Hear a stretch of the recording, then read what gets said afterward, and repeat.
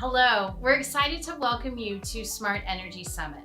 For decades, Parks Associates has studied the impact of technology on the consumer and utility markets. Smart Energy Summit Engaging the Consumer addresses the evolution of these markets, the impact of COVID-19 on energy management programs, and new opportunities to drive engagement in utility-sponsored programs. Last year, Smart Energy Summit was our last in-person event we were able to host in February in Austin, Texas. This year is a little different. Instead of hosting across 3 days, we will host our 12th annual Smart Energy Summit across the year.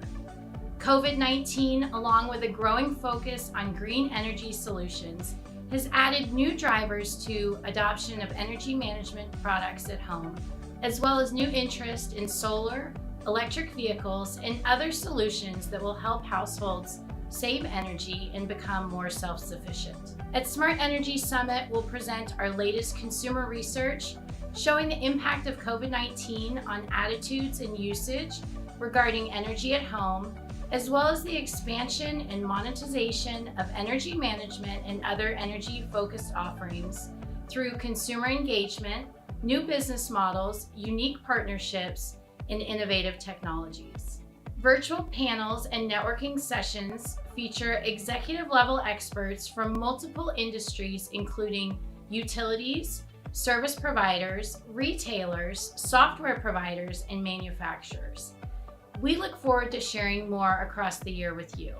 Join us for these upcoming sessions. February 23rd and 24th, Impact of COVID-19, Consumer Behavior and Energy Management, Home Services, Rethinking Utility Revenue Models, Energy Management Platforms, Accelerating Growth, DERMS, Solar, Storage, and Microgrids. On April 28th, MDUs, Leveraging Prop Tech for Smart Energy Management. August 4th, Next Stages of the EV Evolution. October 27th, Partnerships and Tech Advancements, and Shifting Customer Behavior, Energy Efficiency and Demand Response. Thank you for joining us at Smart Energy Summit.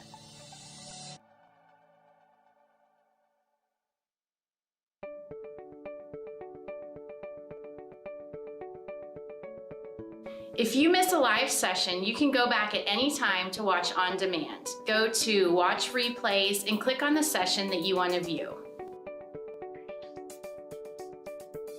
Have you created your own event agenda and swap card? Visit the Agenda and Watch Replay tabs to add sessions that interest you to your own event. You can go back to My Event to revisit any bookmarked sessions, sponsors, and items. We want to make sure that you're connecting with our industry-leading sponsors. You can interact with them by visiting the Booths and the Sponsor tab. You can also bookmark sponsors or add items to your event to view later. Sponsors have uploaded extra materials for attendees. Make sure to visit sponsors that interest you to chat with one of their team members or save documents for later. We have dedicated meeting slots set up for break times between sessions. Continue the discussion by requesting meetings from others in the Swap Card platform. Schedule a meeting with another attendee or a sponsor by visiting their page. The panelists and speakers will be addressing your questions live during the stream. During the stream, use the question tab to ask your questions early in the presentation.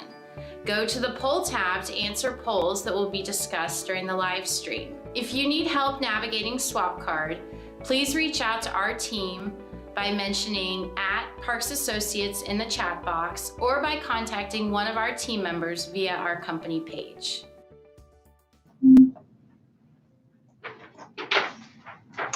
Welcome back. I'm Jennifer Kent, Vice President of Research at Parks Associates, and we're ready to dive into our afternoon session focused on DERMS, Distributed Energy Resource Management Systems, Solar, Storage, and Microgrids.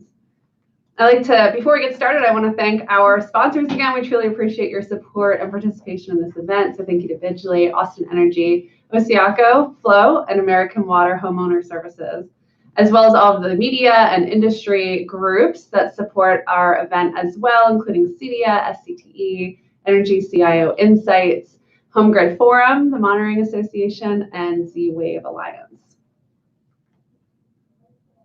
As we launch into this topic today, I wanted to set the context with larger trends we see occurring in the energy space. First, coming out of the dramatic weather event and energy crisis in Texas last week that we've talked a lot about over the past 2 days, we have a new focus on grid resilience, but operators in all markets are heavily focused on this issue. Cold weather, wildfires, hurricanes, and non-weather events like cybersecurity attacks all expose grid vulnerabilities. And there's hot discussion over whether renewables add to the destabilization of the grid, or in the case of solar storage and microgrids, move generation closer to demand and so add resilience to the grid in these types of events. Second, changing consumer preferences. Consumers and businesses, of course, are on the receiving end of blackout events with sometimes dire and tragic consequences. Energy reliability is a core expectation. The energy paid for will be available, will be reliable. Everything else depends on it. Additionally, consumers seek to save money on their energy bills where possible, and we see growing demand for energy from green sources. To that point, community solar is an interesting new way for consumers to participate in renewables without having solar at home due to location, residence type, other circumstances. Solar at home is not feasible for everyone. So community solar has the potential to meet demand for green energy for customer segments that may otherwise go unserved.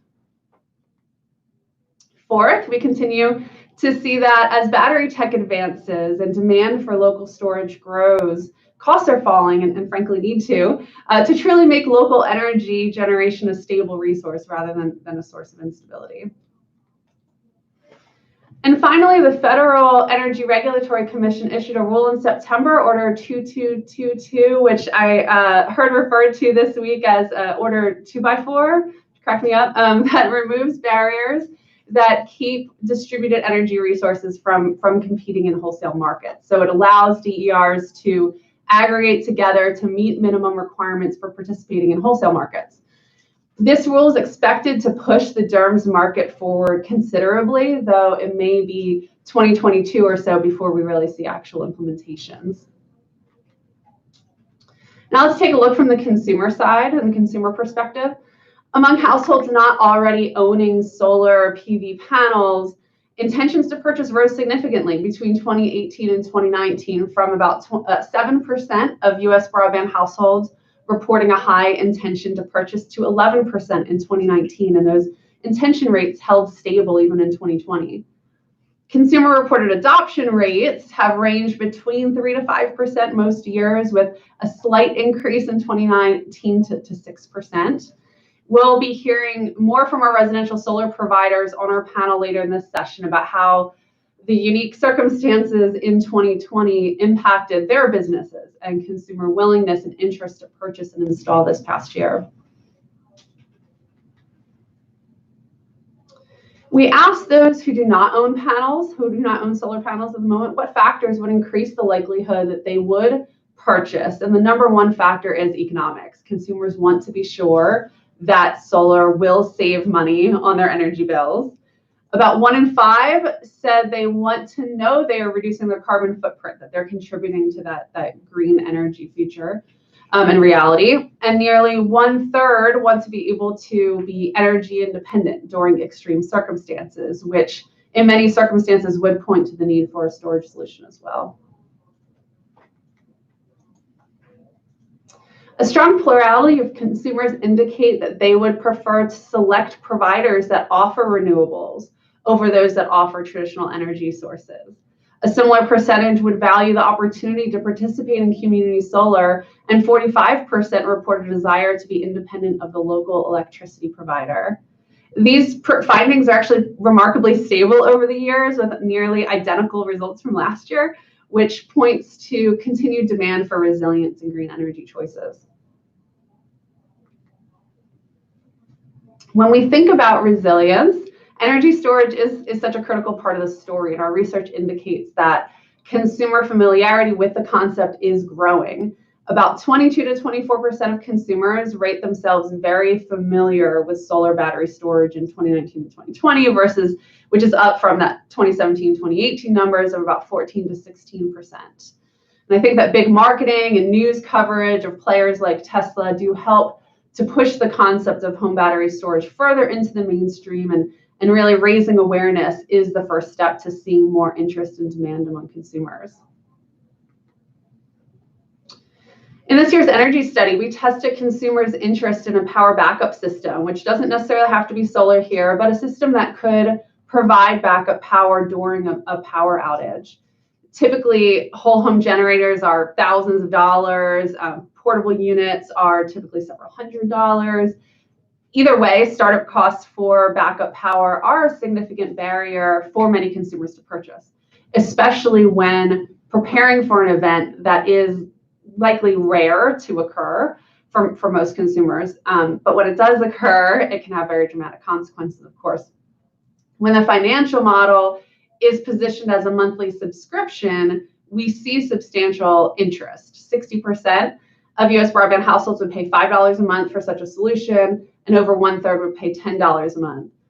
Even at the highest fee of $20 per month, or about $240 per year, that equates to serving about 17 million households in the United States, and a potential opportunity north of about $4 billion per year. So consumers are interested in power backup, and we think there's an opportunity for some interesting models on how to provide consumers with services and solutions that meet that demand and increased concern about grid stability. So throughout this session, industry experts from across the DERMS ecosystem will provide their insight on some key questions. How have changing consumer patterns at home this year impacted the DERMS market specifically? We talked a lot about 2020 and the recent grid outages for energy consumption generally, but how about for solar, for storage, for microgrids? Well, feelings of energy insecurity drive consumer interest in solar and storage at home. How will solar and storage integrate with the wider connected home ecosystem? So I'm looking forward to perspectives from all of our industry speakers today. And our first speaker is Jenny Rome with Schneider Electric, and we'll be bringing her in just a minute here. There she is. Hi, Jenny. How are you? Good. How are you? Great. Thank you so much for joining us today. We're very much looking forward to your perspective and to hearing more about what Schneider's up to. And I'll just go ahead and let you take it away. Great. Well, thank you so much. And hello, everyone who is attending. I'm really excited to be a part of today's session. I plan to share some kind of high-level trends and insights, and hopefully it'll get you guys thinking a little bit more about how you can leverage them. I will start off with, first of all, for those of you who don't know that much about Schneider, Schneider is a global company.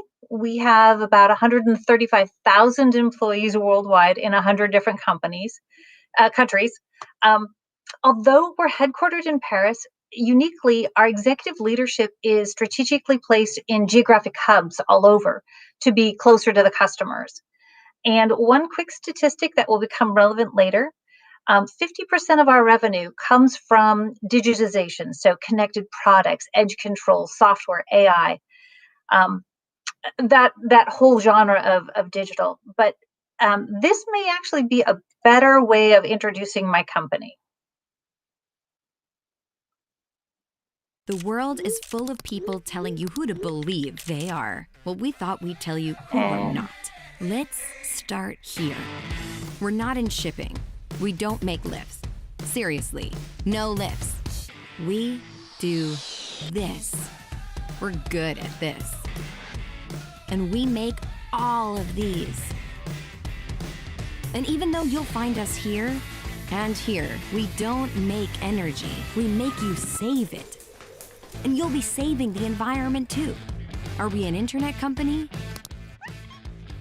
Well, we connect and power just about everything around you, helping machines talk to each other and to you, making your world more personal. We're seeking out the big questions and answering them honestly. Like, how can we make the most of our energy and resources? Or can we make access to energy and digital basic human rights? We're real people, employees, developers, partners, investors, and inventors, all passionate about doing what's right. We're open.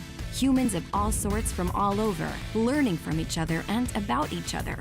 We're not here to save the world. It'll go on with or without us. We're here to be your digital partner for sustainability and efficiency, to ensure life is on everywhere, for everyone, at every moment.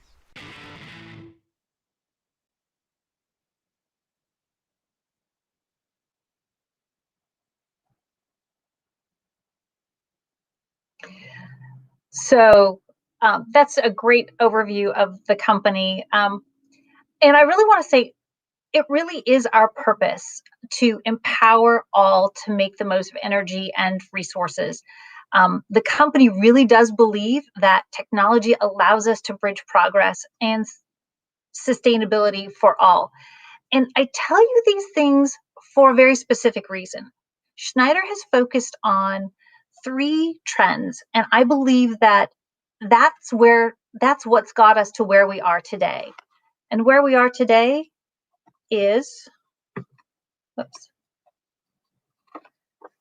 Schneider was recognized recently as the most sustainable company in the world by the Corporate Knights and their annual index of the Global 100. And this is because we really do walk the walk, walk the talk. So what I want to share with you is I share all of this because I think the trends that we have been following and that we've been looking at are trends that can actually help everyone and can help.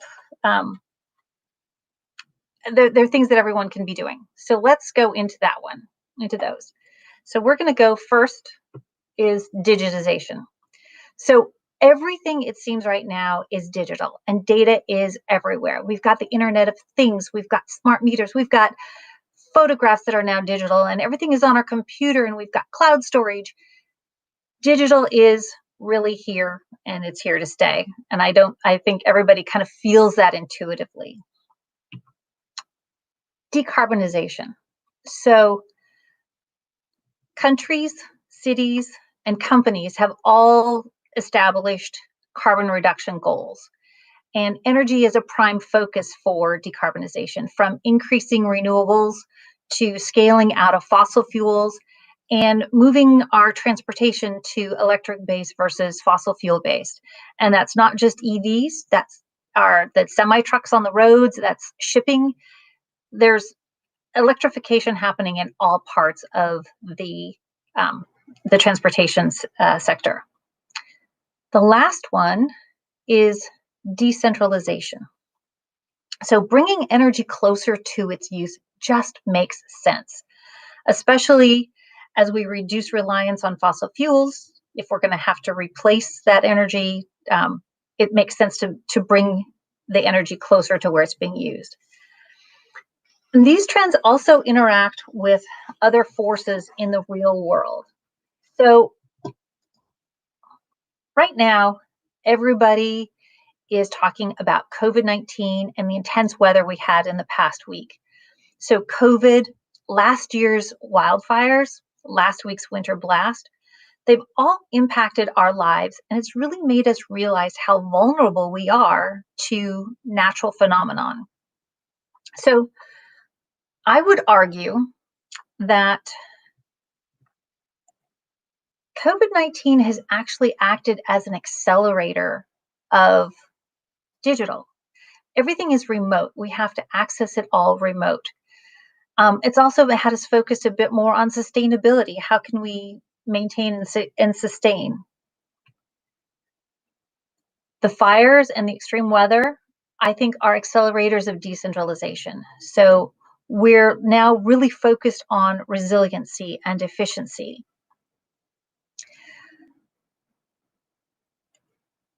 So as we reflect on these trends and kind of what's happening in our world, I think these trends could be viewed as strategies. So instead of like a wave that overtakes us, it's a wave that we can actually ride. So let's talk about these three things as strategies instead of just trends. So what does digitization as a strategy look like? Well, data comes with opportunity. A colleague of mine this morning said, data is the oil of the 21st century. And that's really kind of true. We have the Internet of Things, and in yesterday's sessions, there was lots of conversations about how to coordinate devices. How do we get them all talking with each other, and how do we coordinate their actions? So, and that leads into kind of the remote monitoring and control. And, Schneider is a company that has we have a connected suite of home products. We do a lot of work in buildings for C&I.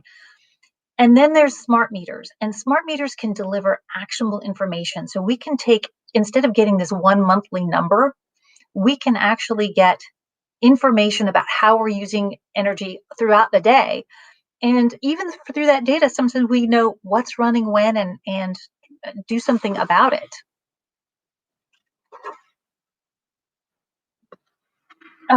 Decarbonization. Decarbonization as a strategy. Obviously, utilities are looking to scale out of fossil fuel generation, but that gap really needs to be filled with something.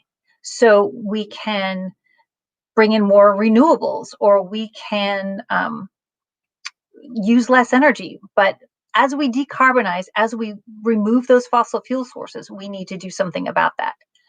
Of course, electrification of transportation, people are much more interested in EVs than they used to be. They're actually considered like normal now. Hourly renewable credits are another really interesting phenomenon. So we used to have, renewable energy credits for renewable generation, but now we're looking at, can you create those credits based on the hour, and do they have a different value based on the hour in which they're created? And it makes the when energy is created and when it is used relevant for a whole different set of reasons than it used to be. So decentralization as a strategy. So microgrids come up in this conversation all the time, but it's not just diesel generation. We want smart, connected, thoughtful microgrids. So let's talk for a moment a little bit about outages in context of storms or in the fires when power was cut off. You can have a choice between a diesel generator, or you can have a solar plus storage. And diesel generators are great. They do have a purpose and a use, but they're really only emergency use. If you have solar and storage, you have this little mini microgrid for your home, but you get to use it all of the time, and you get all of the value from it all of the time. So the other thing that we need to remember is we have these three strategies, and we can think about how they work for us and how they create value and benefit. But we have to remember the customer. Just because you can do it and just because it's cool doesn't mean anyone is going to buy it. So these are the people that you need to keep in mind as we're looking at these trends and how do we create value for people in these trends. These are the folks that you should have in mind all of the time. And that's what I have kind of presented for folks today. I know it's kind of short and sweet. I'm really hoping that we get to have some questions and really some dialogue around what these things mean, what decentralization, decarbonization, and digitization really mean for our industry right now. Great, thanks, Jenny. Thanks so much for that presentation. And congrats to Schneider for being the top sustainable company in the world. I mean, obviously, you don't get there by accident, so that takes a lot of planning and a lot of leadership and quite an accomplishment. So while we're waiting, so a reminder for the audience, you can use the questions tab or the chat tab, but we prefer the questions tab to submit your questions for Jenny. And while we wait for our team to load those into me, I wanted to follow up first on your, okay, I'll come to one in a second because I was about to launch into my own. The point about hourly credits. So I think it's so true that obviously if you're able to tie the value to specific hours of the day, obviously when credits are needed, at a specific time. We've heard a lot actually from other speakers about being able to have more data, be able to be more responsive at a certain time within a certain context. It really seems like that will move the needle a lot. Can you talk at all about how Schneider's thinking about that for your products or your any of your partnerships with others in the ecosystem? That's a big question. Schneider, so one of my other favorite factoids about Schneider is because we're global and we do so much, especially around software and digital, we touch, I don't have the actual data to prove this, but I heard once we touch 70% of the electrons on the planet. So there's a lot of ways that we do that. So, just thinking, about how we do manage buildings. So we work very closely with building managers to manage how buildings are run and operated so that you can actually optimize the different resources that you have available. So it's, helping people smartly procure their energy. And then, you want to make sure it's procured in a smart way. You want to make sure that as much of it is generated locally as possible. So as you're doing that procurement, where it's generated matters, and it should matter. And then once you've done all of that, you want to make sure that you're efficiently consuming it. So we work very closely with commercial and industrial entities, buildings, homeowners, to make sure that all of those pieces are brought together. And, we have a whole variety of services that we do that with, everything from helping C&I customers and commercial customers of utilities see their data and be able to have actionable information out of it, all the way through to, helping manage buildings, helping manage and create microgrids for airports and for other, important infrastructure. Yeah, that's great. No, thank you for speaking to that. We had another question related to, I think it just disappeared, but related to generator business. Here it is. Can you speak at all to Schneider's business related to generator ready load center sales? And is there an automatic transfer model coming? So I'm not sure if you have insight into that area of the business. Obviously, Schneider has so many different products to touch, but anything related to your generator business. And you've exceeded my knowledge right there. Yeah, specific question. I do know that we work a lot with buildings and utilities as well, as far as the controls of the switching. So when you are bringing a generator on, we also APC is one of our subsidiary of Schneider. So the computer backups, the battery storage for data centers and for homes, that is part of what we do. But as far as generators and the switching for that, of the businesses globally, that's not one I know intimately. Okay, no, not a problem. How about another audience member is interested about hearing more about the Schneider perspective on the role of EVs for the grid, perhaps especially in the areas that you've talked about, resilience, renewables, right? What's Schneider's perspective on EVs? So we can kind of walk through it. The first of it is, as you're looking at decarbonization, EVs are essential for, creating a decarbonized ecosystem. When it comes to, how those EVs interact with the grid, having smart charging and understanding how the needs of the driver and the needs of the grid actually can be met at the same time. So smart charging is really important. So and then digitization. So the way that you can do all of this is through connected and the data that's gathered by the car when it's driven, how much reserve is there, and then from the home what's available, by with the rates. And so electric vehicles are essential, and it's for the residential homeowner, for the business that has a fleet of vehicles, and even smart charging for something like an electric forklift. All of those play a role and play a part in creating this decentralized, digitized grid. Yeah, certainly, and we've heard that a lot this week too, about how EVs are so critical, obviously, to the electrification of the grid, right? And what the opportunity might be in using, EVs as battery storage and as a source of generation for the home.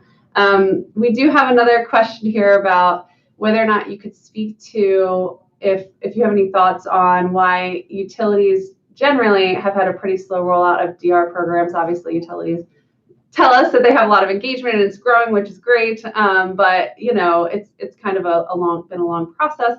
And thermostat adoption continues to grow, but very slowly. It's very much in the same almost in the same spot as it has been for years. Is it the cost? Is it just a complex market? From where Schneider sits, any thoughts on DR programs and smart thermostats? So in my history, I did some time at a utility. So utilities are regulated monopolies, and so I often hearken to the utilities change and how they move, much like a glacier. It's slow, but it is significant. So change doesn't happen quickly because most utilities are regulated monopolies. They have limitations on what they can do. And as you work with the different utility commissions across the country, there's 50 of those, and they impact utilities differently. So there's just a lot of stuff that has to happen. There's a lot of very slow movement that has to happen. But when utilities do make changes, that change is very broad and significant. So yes, some of the things that we're talking about today, I was talking about 20 years ago. We called it the energy web back then, and it was all about connected devices and distributed generation. And it's taken 20 years, but when you look back just where we were 20 years ago, the change really is significant. It just doesn't feel like it when you're in the middle of it. I also think that change is going to be driven, and if you look to the thermostat market, it's the consumer's adoption of the smart thermostats that has really driven and moved the needle for both utilities and the regulatory bodies, that this is a way that people want this, and it is a way that the utilities can actually help maintain a healthy grid. And you hit on some other points in the research about, people don't want, and I think I heard this yesterday too, people don't want to give up control. And people don't want to give up control because they don't understand the value for themselves.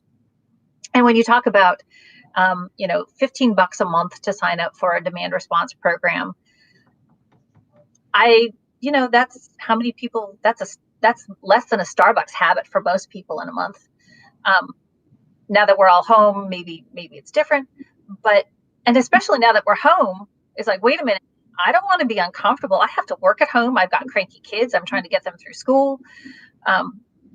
It becomes more of a hassle than it's worth. And so, in my last slides, I talked about the customer value and what do they see as the value. People get smart thermostats because they get other value, not from the utility, not from demand response programs. They get it from other things. And I think that's the part we need to be tapping into. It's not always about the money. Sometimes it's the convenience. Sometimes it's the security. There's a lot more to it than just the pennies comparatively that you can save with certain devices. Yeah, and I would say $15 a month actually might be higher than the industry standard. I'm hearing you say that. I'm like, oh, I wish my energy provider offered that much for our DR program. That's definitely not as much as I'm making. But also other people have absolutely supported your point in saying, incentives aren't all that, especially if you think about engagement in programs and rewards and points, that they really don't seem to move the needle that much versus other ways of engaging folks and other types of messaging. Do you see that, thinking about your time in the utility space or at Schneider, that there's a big difference between energy providers in deregulated markets versus traditional, regulated energy markets, and whether or not that gives people the freedom to engage their users in a different way, and they might have better uptake of either smart thermostat or DR programs, or there's innovators on all markets. So not sure if you're seeing anything different from the Schneider side. So there is a difference in the deregulated and the regulated markets. And so in the regulated market, you have utilities have to kind of like justify their programs. You have cost effectiveness tests. And once you meet those, there's also the ability to, in most states, there's some sort of a way to recover revenue lost from KWH sales. So when you're doing programs, either demand response or energy efficiency, there's a recovery mechanism. So that's what's on the regulated side. And we've already talked about the fact that they're slow. We're talking about glaciers moving. The deregulated market has a lot more flexibility, but they have less margin. So they don't have a regulator guaranteeing that they're going to earn a rate of return on something. So they can do way more creative things, but they have much smaller tolerances about what they can do and how much money they can spend creating a program. A lot of the value that they're getting is, the cost of acquisition of a customer, retaining a customer, things like that. So it's kind of a trade-off. So we do have another question here that came in around government policies and whether or not your work or Schneider has a perspective on helping to shape government policies. Obviously, you work globally, and so you're having to deal with regulatory parameters in many different markets that are going to vary quite significantly, and whether or not you have any comments on the new administration, not politically, but there are new funding priorities, and we know that energy is a huge area of focus, and renewables in particular for the new administration. Yeah. Okay. So lots of questions there. Let's start with the easy one. So every time there's a change in administration, there are opportunities for policy changes, and all of those policy changes, whether you like them or don't like them, you can take advantage of them. So yes, one of the things that I think is kind of significant that I saw in the current administration is the drive to change all of the government fleet to electric vehicles, and that's huge in the decarbonization realm. I think that's going to be it's going to be great for electric vehicles generally, and I also think it's going to be great for our environment generally. Regulatory markets. So the one thing that regulators need is information, and so yes, we interact with regulators at the federal level here in the U.S. In some places at the state level. We don't have a very large government relations group at all at Schneider. But we do have people who are connected and do try very hard to share information and how regulations can impact what we do. So if you look at like connected devices and demand response and DERMS, there's a lot of industry standards and there's a lot of regulations around how communications happen. We talked about FERC 2x4.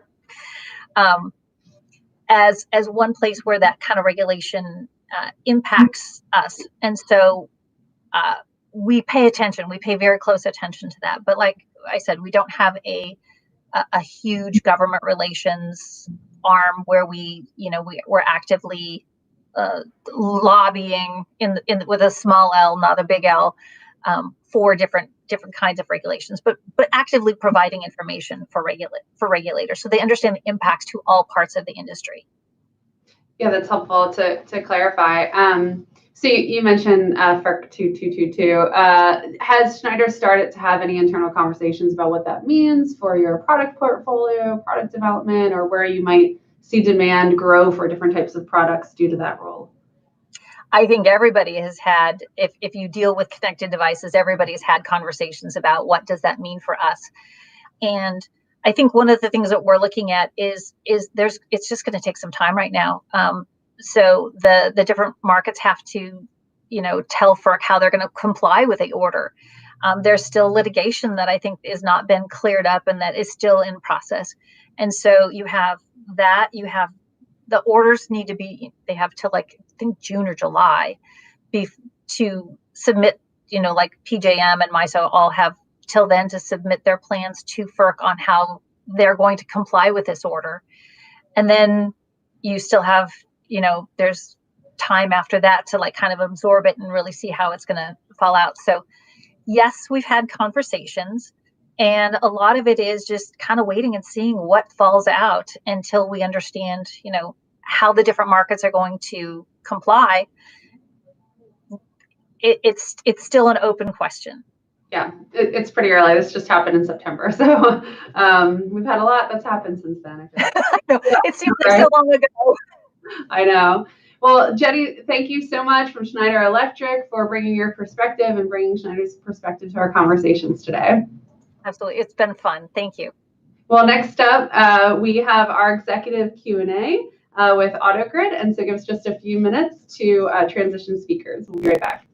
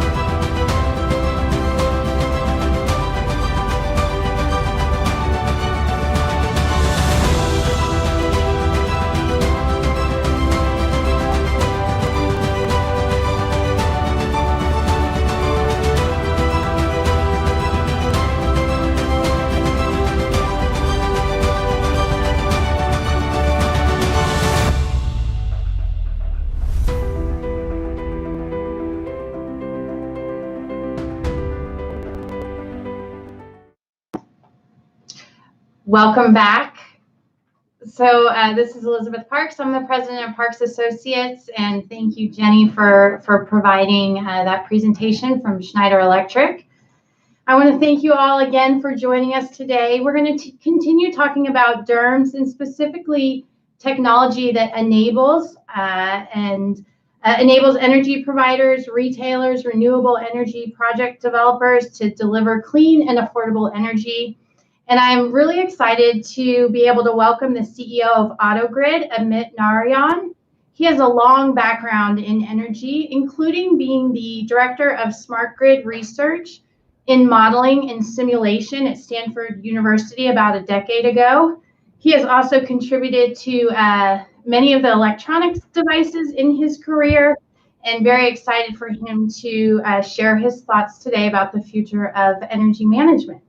There is so much to talk about. So Amit, thank you so much for being here. And let's just start off with a brief introduction of yourself and some of the recent initiatives that AutoGrid has. Hi, Elizabeth. Can you hear me? Yep, you sound great. Okay, great. Well, thanks for having me here for your conference. It's a pleasure to be speaking with everyone. I think you gave a great introduction. I don't know if I have a lot more to add. I've been part of AutoGrid since the very beginning. We are a 10-year-old startup based in Silicon Valley, came out of Stanford, where I was doing research around just looking at how modern power grid systems, which will have very large penetration of renewables, need to operate. Uh, uh, and it became very clear very early on that the traditional command and control paradigm of power systems, where uh, a utility owns or operates these massive generators, is not going to scale.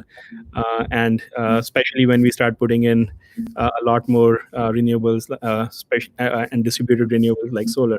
So I started looking at that, and then 2011 we started AutoGrid. A lot of investment was happening at that time around smart meters, and a lot more data was coming in with IoT devices. And we thought that there is a real opportunity to see how we can use this data more intelligently and make the grid a lot more effective in terms of how it operates and incorporates all these new asset categories that were coming in. So been doing that. Today we are operating in around 12 countries. We have close to 5 gigawatts of assets on our platform. We control and optimize anything from a thermostat in a home to very large scale renewables and storage units and everything in between for residential, commercial, industrial customers. And our role is usually behind the scenes. We are more the plumbers who keep the data flowing and make sure that all the parties are able to transact. It's a very complex ecosystem, so we try to make sure that lights stay on and people are making money with all these new things. Well, that's great. And you bring up that big point of keeping the lights on. And here in Texas, as we all know and have heard the last 2 days in our discussions, and we're well aware of the energy crisis that hit Texas, with many customers having no power for days at a time. Can you share a little bit about your perspective on what might have contributed to that problem? Yeah, I'm sure a lot of people have. This topic is now kind of analyzed to death, and even though we still probably don't know the real root cause on what went wrong, but there's plenty of, I think, blame to go around. I think, unfortunately, this debate became a debate between renewables versus natural gas and fossil fuel. I think if you look at it from my perspective, the customers that we work with, it's very clear that people who had distributed generation or microgrids or any type of DERs were able to do better. They were more resilient. They were able to save money when the prices were spiking. And so I think it really highlighted the importance of having a distributed network, and also the vulnerability when you have some large scale units, and whether they're renewables or fossil. I think it just creates a lot more vulnerability around fewer points of failures. If you have more distributed energy, and of course we have to modernize the grid to take full advantage of it. But in the future, I think whether it's cyber attacks or this kind of extreme weather events, just having more options and more distribution is going to make the system a lot more resilient. So that's what I think the opportunity is, and I think that the market is going to now accelerate even more. That the trend is already happening, but more and more people will realize that this is how the modern grids need to run. Well, yeah, certainly it's going to continue being top of mind, and I think there'll be arguments and finger pointing for years to come. But let's talk a little bit about the cost associated. You referenced that earlier, but I actually noted on one of your LinkedIn posts that power prices stayed at $9,000 per megawatt hour for days, and that Bloomberg NFE reports that ERCOT has noted their most expensive week in history, topping $50 billion. So can you share a little bit more about how your team, played a role in trying to, help customers get control over those costs? Yeah, so I mean, in Texas, we have been pretty active for many years. But as you know, a lot of DER programs were designed for the summer extreme weather events. And I mean, even this year, we were very active in the month of August. There was a lot of stress in the grid. Last year was even worse in terms of that. So these programs were designed for summer, but when the weather event hit, some of our customers really reached out to us and they activated these programs out of season. So we had to scramble a bit to just make sure that we were ready. But then, as the prices were high, we were able to activate these programs and reduce quite a bit of consumption. I mean, our last calculation shows close to around 11 gigawatt hours of energy reduction. And if you just look at the average price, the economic impact is quite huge. And of course, I mean, both the utilities who are exposed to these prices in the market, as well as to their end customers, in some cases they get passed through these prices.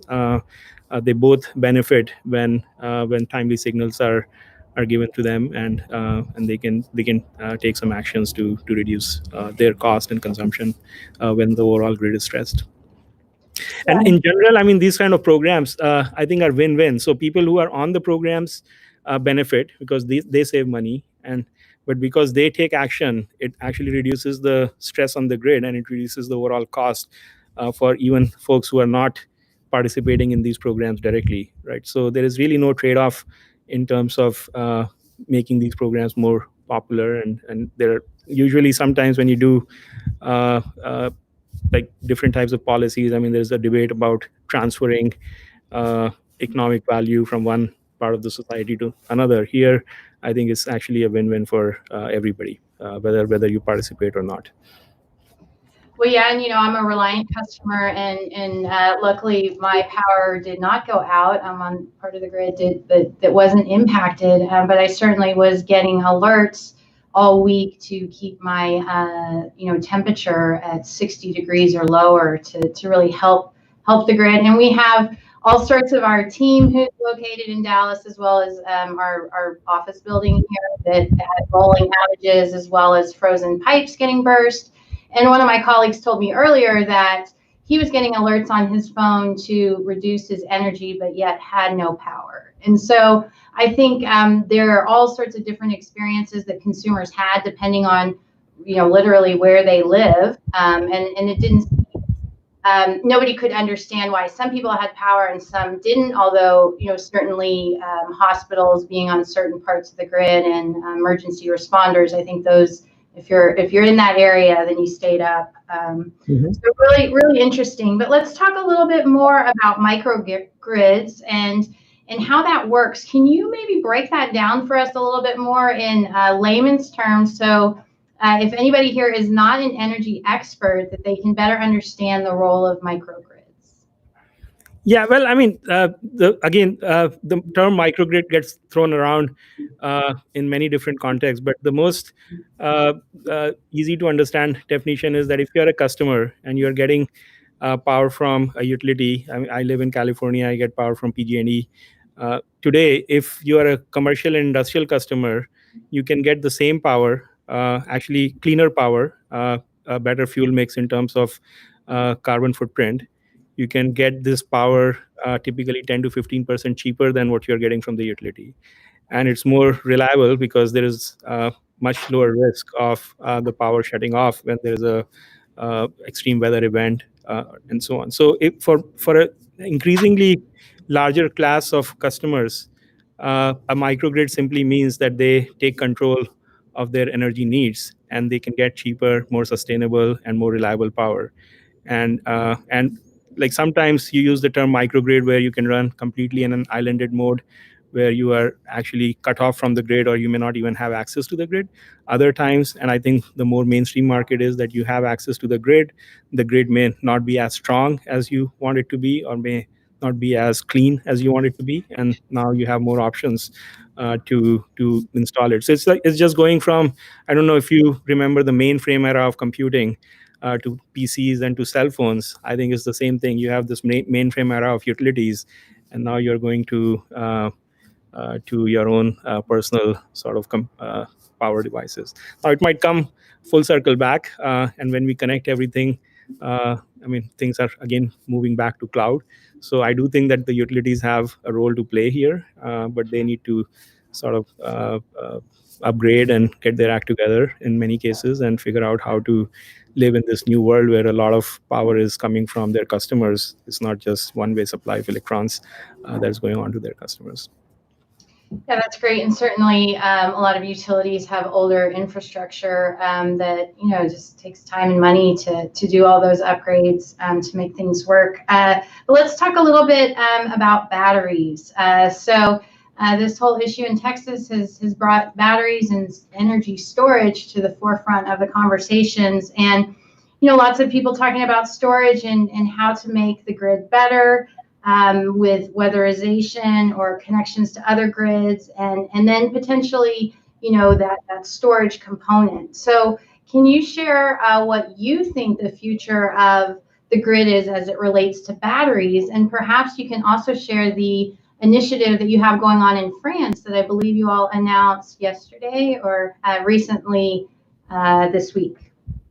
Yeah, so I really do think batteries are going to play a pivotal role in terms of how grid gets modernized. And batteries in all forms, whether these are residential batteries or microgrids or front of the meter batteries, as well as mobile batteries in the form of EVs, which is another topic that we would definitely want to touch upon.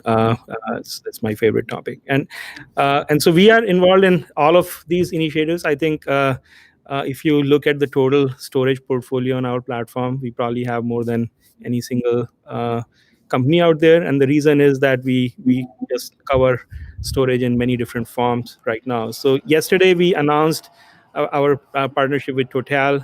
They're one of the large energy majors, as you probably know, making very aggressive investments in renewables and storage. And they have a large front of the meter battery. It's the largest, I believe, in Europe, based in France, which is a 25 megawatt hour battery that is providing frequency support to the grid. And as you know, the traditional generators provide a lot of services to the grid. It's not just the energy. They provide capacity and resource adequacy. They provide a whole slew of backup services like spinning reserves and ancillary services and so on. So batteries are really good for some of the more extreme services where you have to respond very fast and you have to take action in milliseconds. And this is a project where we are supporting the grid for frequency regulation. And so technically challenging project, very tight timeline, a lot of parties involved in terms of how the data flows, which is actually another complication with all the VPPs, where you have to figure out between the OEMs and the end customers and the project developers to the wholesale markets, how are the assets registered and how the data is flowing. So we end up doing a lot of plumbing behind the scenes, and this was certainly a very exciting project to be part of. Well, congratulations on that, and thanks for sharing a little bit more about it. Let's take a shift over to your favorite topic, electric vehicles. So tell me a little bit more about how you see consumer behaviors changing since the pandemic has started about a year ago, and really what you think the role of EVs is going to be for the future of energy management. I know there's a lot of fleet information. We're interested in that, but also the role for the consumer. Right. So, as you know, with the COVID, people are spending more time at homes. They're investing in their homes. They're more aware of their actions as it relates to the broader society. And so sustainability is front and center. And if you look at commercial fleets today, for sure, total cost of ownership in many applications for EVs is much lower than ICs now. So just as a transportation from a cost perspective, EVs make a lot of sense. And I like to think of EVs as batteries on wheels. And again, if you look at batteries, even if you fix a battery to a location, whether it's a home or a commercial building, batteries are making sense in more and more places. So the fact that you can move this battery around easily and it can actually provide services at different locations creates a tremendous opportunity of monetizing it.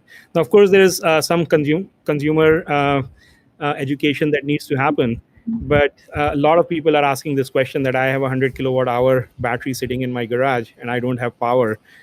So what can I do with this? And California, certainly EV penetration is very high, and there are a lot of power shutoffs happening. Of course, the EV manufacturers, in some cases like Tesla, is not allowing right now for the V2G, as they call it, and there is a lot of misconception around what V2G means, because I mean, yes, in the most extreme case, if you're doing 24/7 sort of transactions with the grid, there may be more stress on the batteries, but a lot of use cases that are there for batteries are more backup use cases. It's the availability of that capacity that matters, and maybe once in 10 years you hit this extreme weather event where you actually need it. And the impact on EV capacity is minimal if you are using it as a backup capacity. It's not even one round trip on your car. And the value that it can provide is tremendous. So I think there will be a lot more pressure on the EV OEMs, certainly the new ones who are not as far along as Tesla might be in this market. They're a lot more motivated to make some of these features available. And I think it's going to be a major source of grid support. It's not going to be viewed as a problem as it is today for utilities, but it's actually going to be used as a resource which provides resiliency and backup for both the consumers as well as for the grid. Okay, great. Well, I'm going to come back to a question about your partnership with Flow and AddEnergy, but I want to go to a question that's come in from our audience. So if you are listening, we welcome any questions for Amit. So here's our first one. Is AutoGrid doing any work on de-energized network services? I'm not sure if I fully understand the definition of de-energized networks, but I think if it is a question of whether we are doing work with sites which are not grid connected, or in cases where the power is out and we are just looking at it in an islanded mode, then the answer is yes. We do have a lot of customers who use us for microgrids, and so I don't know if I'm answering the right question or not, but well, I'm not exactly sure what they mean by that either, but it's that your answer sounded made sense to me. So we'll see if there's any other comments on that. But let's move along and see if you can share a little bit about this new partnership that you have with Flow and AddEnergy. Can you give a little bit information on that? Yeah, so I mean, as a VPP vendor, we have partnerships with over 100 OEMs and ecosystem partners. The one with Flow is particularly interesting. They're one of the leading EVSE manufacturers, very large footprint in Canada, now moving into utilities. And the way we work with our partners is that a lot of our partners want to tap into the utility programs. They want to provide services to the grid. But dealing with 3,000 utilities that you have in North America, and each one having their own interfaces and their own rules, and frankly, a different form of the shape of power that they want to see is a big barrier for these grid services programs. So we work with our OEM partners and we just simplify their life when it comes to interfacing with utilities, whether it's around registration of the assets into their programs, whether it's around data transfer and dispatch signals. You have to receive signals in different formats and then communicate downstream. Of course, there's an optimization problem where you have to make sure that the end customer comfort is not getting affected as you're providing these grid services. And finally, you have to settle with all the various parties based on how the performance of these assets was. So all of that for OEM, even with very large scale, going and doing it one-off is very expensive, very time-consuming. It's a huge barrier. And we provide a simple API to our partners where they can just connect to our system, and then we take care of all the interfaces with the utilities.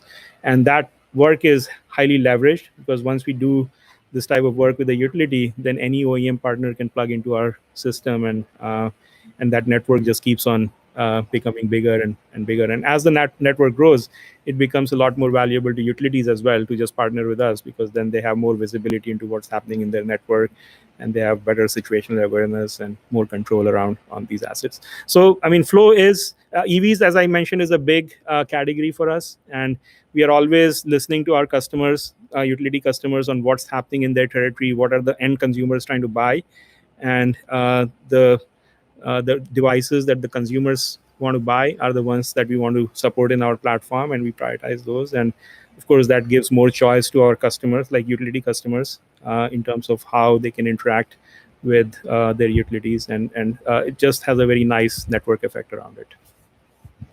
Well, that's great.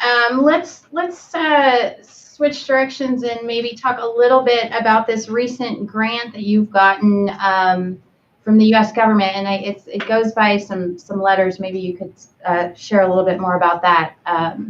Is it DD? Yeah. So we were very fortunate to actually work with the Department of Energy in our first, like when we were less than 5 people in the company, right out of Stanford. They had given us an initial grant to explore how AI and big data can be used to improve the grid.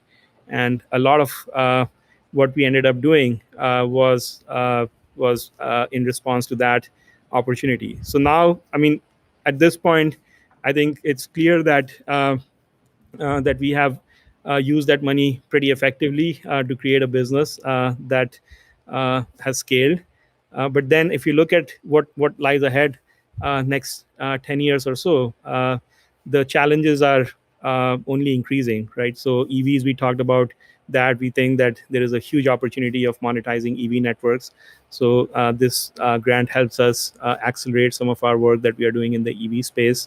And also from a scale perspective, this DER problem, some people think that the technology is trivial, but it turns out that this is one of the hardest problems that exist in engineering domain when you have to deal with this level of scale.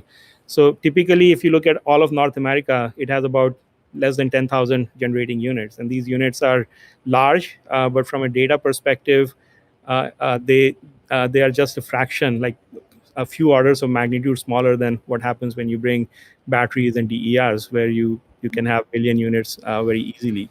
And so the complexity of optimization grows exponentially with the number of devices and number of assets. And most of the algorithms today break down at a few hundred. I mean, we can extend it to 1,000 to a few thousand right now. But if you start looking at it a few years down the road, we will see networks with tens of millions of devices. So that requires fundamental breakthrough in optimization, requires fundamental breakthrough in how you manage data, how you distribute compute, how do you make sure that it's running 24/7. You can upgrade these things without having to bring the system down. And so we are trying to bring all of that innovation into the energy domain. And in many cases, we are trying to sort of be at the bleeding edge or inventing new things that will be needed that people don't know right now. Well, congratulations on that additional grant, and lots of work to do in that area. I do want to go back to the question about the networks, because they wrote back. So that question was specific to community microgrids. And so here's the follow-up. Which DERMS do you use, or is AutoGrid looking to run, say, an islanded feeder? Yeah, we can do that. I mean, and we have done a few community projects where there is a central battery which is shared, or solar, which is community solar, which is getting paired with a battery. These projects are just beginning to happen. A lot of community solar is just like monitoring and feeding into the grid. But we are beginning to see some projects in India, Southeast Asia in general, where these are off-grid microgrids, and there is some coordination needed between all the different assets. So that's very much in our wheelhouse. And as these things are getting deployed, our partners who are project developers, typically who go after these things, they work with us to optimize their networks. Okay, well, great. Well, hopefully that answered that person's question. So thank you for that. And if you're looking for a solution, drop me a note. I will be happy to help you. Okay, so if you want to talk to Amit, he is happy to be talking to you, and you can reach out to him following the event. Let's talk a little bit about some of the challenges as as we have cars moving from gas to electricity. So what do you anticipate some of the biggest challenges beyond what we've already talked about, the complex nature, the number of parties involved to make it all happen, and then of course we have sort of the older infrastructure of the current grid. Beyond those things, what do you see as some of the bigger challenges that you'll face in the years to come? Well, I think it's a lot of it is going to be around business models, right? We talked about it, but and it's a challenge, but it's also an opportunity for innovation for people to serve the customers in new ways. I think that there is a lot of fragmentation in the market right now, both on the utility side. Like I talked about 3,000 utilities. If you look at even the largest utility in the country, they will have less than 5% market share. Of course, they're monopolies in their local region, but from a country perspective or global perspective, it's a very highly fragmented market. And then when you look at the other side of OEMs, there's a lot of innovation happening there. Very long tail of installers and project developers who are trying to go after customers who have access to local projects. So how do you take this highly fragmented market on both sides and actually provide some sense to it so that the transaction costs are minimized and these assets, which are small assets, and the more we lose in the transaction cost, the more we sort of miss out on the opportunity of bringing these resources into the mix. So it's in some ways, I mean, we have seen this problem in many other domains, like advertising. There was this long tail inventory issue. Like you have a lot of on Netflix, like there is a movie catalog where there's a very large number of movies that very few people want to watch. So I think the energy internet and how we are addressing it is a perfect opportunity to enable these long tail assets to become part of the solution. And I think I think of it more as an opportunity. I mean, we talk about self-driving cars and Uber and on-demand networks and so on. Like electricity is the ultimate on-demand network, and once you have these assets, whether it's a battery sitting in your garage or a thermostat on the wall, I mean, these are assets that can be monetized, and you don't have to drive your thermostat the way you have to drive your car. So I think we are in the era of a self-driving grid already, and I think these assets can be monetized, and that creates a very nice, I would say, flywheel effect, because the more we can monetize these assets, the more consumers adopt, and then more adoption means that we have better chances of actually providing services and reducing the cost for everybody else. So I feel that we are going to see a lot of this transition from centralized to distributed, and this is a huge opportunity in front of us. That's great. Well, we have about 2 minutes left, and so I just want to ask 2 quick questions. So see if you can comment on both or either of these. But anything specific that you'd like to comment on the MDU space? And then also, what programs do you think are incentivizing electric vehicle adoption? And those are our 2 final questions. I missed the first one. MDU. What does that? Yeah, multi-dwelling units or multi-dwelling. Okay, yeah. Condos or student housing or independent living. And the role energy has with those types of environments. Yeah, so I think like demand response for sure is a very easy application in MDUs. When it comes to EV chargers, it's a little bit more complicated in terms of how it gets paid and who pays for it. And certainly, I think there is room for more incentives or more programs for utilities to enable this infrastructure without necessarily owning it. I think there's a little bit of a battle going on who owns it. But I think the utility should really allow transactional systems where it's easy for to monetize these assets irrespective of where they are getting deployed. So, I mean, from our perspective, really, it's a tough problem. We leave it to our partners to solve. We are there to help them just figure out how to monetize these things a lot more effectively, and hopefully that will help them deploy more of these assets onto the grid. Okay, great. And any comments on incentives and driving adoption of electric vehicles as our final comment? Right. So I think, I mean, again, what we would like to see from the utilities at least is, instead of having one-off incentives for different types of assets, I think if there is a more uniform way for them to incentivize flexibility in general without worrying about whether it's coming from an EV or it's coming from a battery. That would, I think, open up the market a lot more, because then everybody can participate. And I think with FERC 2222, definitely on the wholesale market side, we expect some of those programs to come in. But I think there's an opportunity for utilities to also start looking beyond like point programs and point solutions to thinking about this holistically and say that it really doesn't matter as much where the power is coming from, as long as you know it's reliable and what the parameters are and how fast you can ramp it and ramp down. It should basically be worth the same amount of money. And how do you make it? How do you make your policy so that it's easy for aggregators and service providers to come in and tap into that value that they can provide? I think that's really where we are focused. Well, great. Well, we'll take that as your last comment. And Amit, I want to thank you so much for joining us. I mean, what a wealth of knowledge and expertise to lend your time and insights to our audience. So we really appreciate you being here. Thanks for joining us today. Thank you so much for having me. It was a pleasure. Take care. Great. Thank you. And right up in just a minute, we will be moving on to our next panel discussion. So stick with us for a minute. We'll be right back.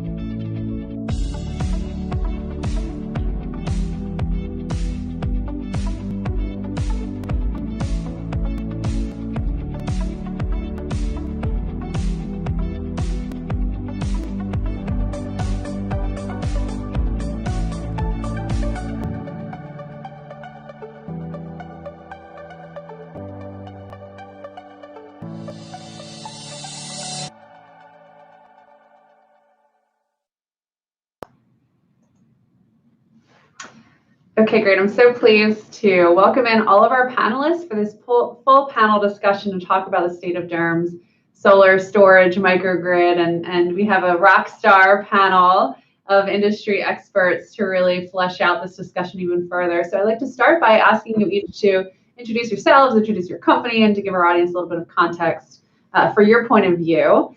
And I'd like to start with Michael Grasso, who's the EVP and Chief Marketing Officer for Sonova. Hey, thank you, Jennifer. Appreciate you guys having me on the panel today. Michael Grasso, been in the industry for a while now, have had a couple of fun runs at Retail Energy and prior solar experience. I'm now at Sonova. Sonova is a leader in our residential storage, solar, and energy services. Showing a couple of statistics here on the screen. We'll have an update after markets today. We have earnings tomorrow. But in the fourth quarter of last year, we exceeded 100,000 customers. We've had a very high growth rate across 23 states and U.S. territories, and became public about a year and a half ago. So excited to be on the panel and appreciate you guys letting me participate. Great. Thank you, Michael. Thanks for being here. Next, we have Suleiman Khan, who is the CEO of Swell Energy. Hi, Suleiman. How are you? Suleiman Khan here, CEO of Swell Energy. We are, in a nutshell, a residential and commercial energy storage developer who is, as our slide says, trying to create the greater grid for the greater good.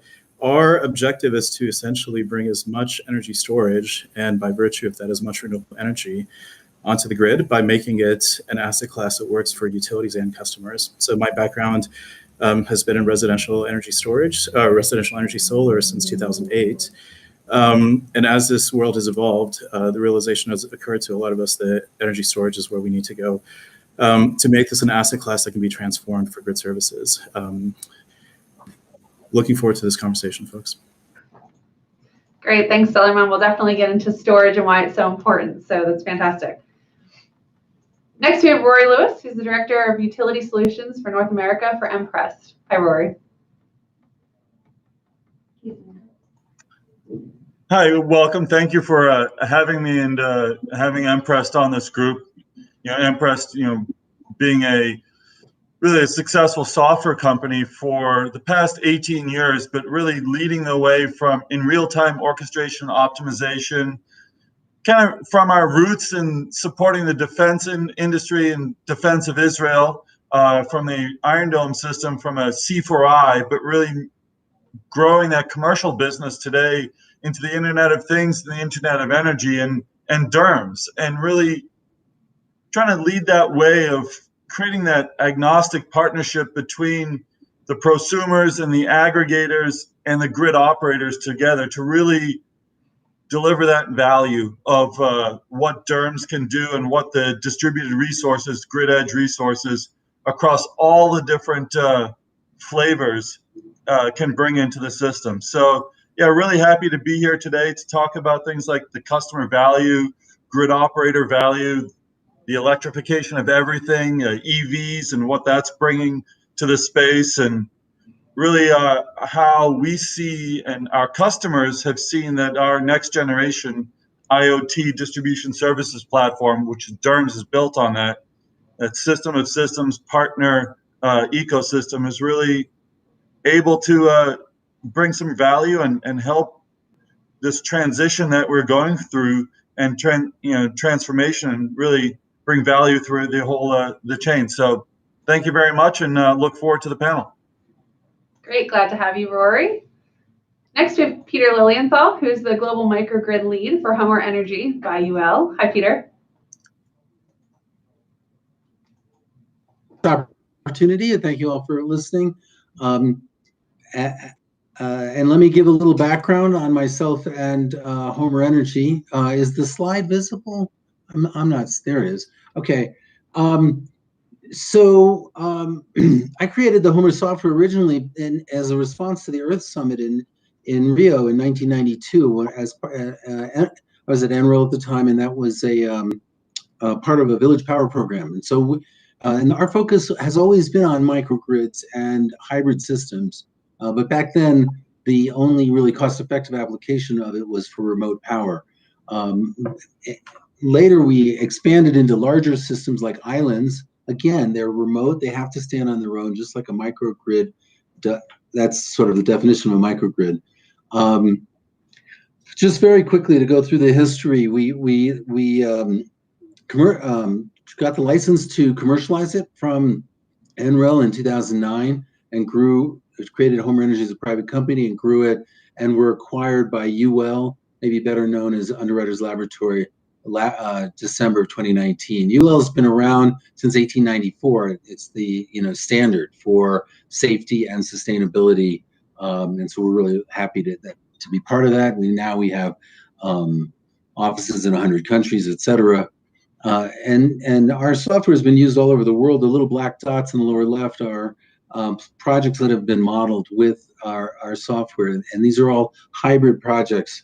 And then on the right, I won't go into, it's not a sales pitch here, but Homer Pro is the flagship microgrid product.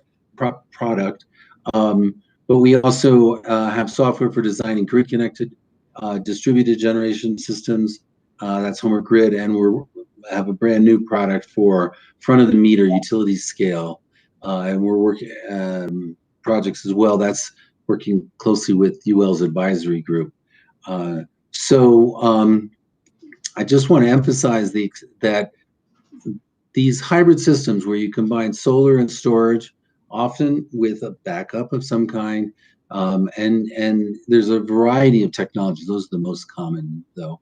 But all kinds of technologies have been around for a long time. They've just been implemented in sort of obscure parts of the world, like Alaskan villages or the Australian outback, or the Pacific Islands, where there's now quite a few projects or systems that are in the renewable penetrations in the high 90s, 97, 98%.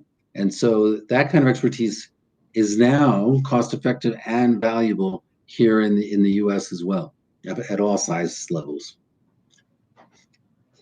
Yeah, thanks, Peter. I think that's really interesting, and I love bringing your expertise from kind of around the world and how it's developed from these maybe niche use cases into something that we might be using in the United States as well, and not just in very specific areas like you talked about in Alaska. So very excited to hear your thoughts and learn more about your work in the microgrid area. And so next we have. And my slides aren't changing, so I'm going to ask my team to go ahead and jump in and do that so that we can bring in our next speaker. Great. So I'm so pleased to welcome Christopher Turner, who's the Director of Community Solar at Arcadia. Hi, Christopher. Hi. Thanks for having me, everyone. So I am the Director of Community Solar at Arcadia. At Arcadia, we provide electric customers a seamless way of integrating their utility account with our internal consolidated billing platform in 2 minutes. After this integration, our members can receive the benefits of going green with a wind or a community solar subscription that is consolidated with their utility costs into a single monthly bill. This consolidated billing approach to the market has resulted in over, I believe, 500,000 members today across over 130 utilities in all 50 states, so very successful. My specific role is to represent the community solar program at Arcadia that matches these members with that community solar energy, where they not only feel good about their environmental impact, but also receive a guaranteed savings product on their electricity costs with their participation. The beauty of what we've brought to the market is we believe it's the most customer-centric approach, and no credit checks, contract terms, early termination penalties, and I think the response has been phenomenal, and today we have about a half a gigawatt worth of solar capacity under management across 8 states. So excited to be here. Great, thanks, Christopher. And it's nice to have your view rounding out the perspective on solar and sort of an alternative approach into the market here. So I'd love to start. We talked a lot about how the past year and the changes in consumers' behavior has impacted the energy market generally and how consumers are using energy, but I'd really like to focus it on DERMS and focus it on solar and storage and microgrids. And when we think about how consumers, transportation patterns, working from home, school from home, their energy bills, what is that type of lifestyle pattern shift, as well as purchasing pattern shift, as well as economic impact mean when you think about how it's going to impact where you guys sit in the market, and specifically for DERMS solar storage? So I'd love to start with Suleiman there. Sure. No, absolutely, Jennifer. Thank you. So I think, the fact pattern has been repeated by many. I think Amit earlier on a session that I sat in on said it quite well, right? Folks are at home, consumption's going up, bills are going up. But, the derivative effects that we think about, so there's a generalized response to that, right? i.e., what are the implications to the homeowner? And then the other side of the coin, what are the implications to the utility, which we as well think about quite a bit. And then there's a kind of a energy storage specific response to that question as well, right? But I think folks understand that essentially the home load curve, not only did consumption go up, but the load curve changed. And when you think about tariffs and you think about time use rates, the implications are, they're certainly economic. And then you think about the aggregate load curve from the residential sector and how utilities, view that. And so to state the obvious, it became a much more relevant commodity, you might say, right? Folks were using it more, they were paying more for it. It was more part of their consciousness. Again, I think Amit said it best. But then as you think about what the implications were on their behavior, we certainly saw a lot more activity. And I think Michael is going to be very well positioned to speak about, how many people that used to be interested in only solar are now also interested in solar and storage. From Sunnova's perspective, but from our perspective, which is more of a kind of battery-centric company, we saw a lot more folks being interested in energy storage and the solar-powered battery, if you will, right? So please talk to me about backup energy. Please talk to me about time of use rates, and also, can that be a solar-powered solution? I'll pause there, but I think implications on the homeowner level, implications on the utility level, and then certainly implications as a company that's trying to make batteries an asset class that's accessible to utilities and customers. We certainly saw a lot of movement towards energy storage as well.